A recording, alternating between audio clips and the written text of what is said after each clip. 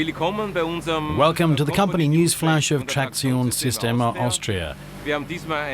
Today we have interesting news directly from the manufacturing plant. Have a look.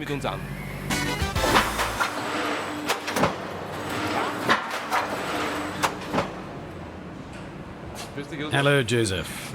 Hello. Our new 250-ton eccentric press has been running for 6 months now. Tell us about your experience so far. Generally speaking, everything has worked out very well.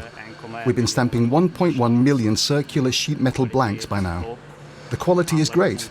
The plant is working fine, very satisfying. You were head of the project. What was the main challenge? Well, the job had to be completed within 2 months. Dismantle the old plant, lay a new foundation and get the new press ready to run. A tight schedule while the production was still going on. We've invested about 1.8 million euros. My question now is, what has changed? Much has changed. The production speed.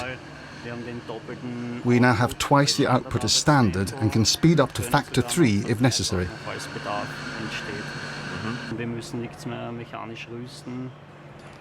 No need for mechanical setup anymore. We have complete numerical control with the integrated software, minimal mechanical adjustments.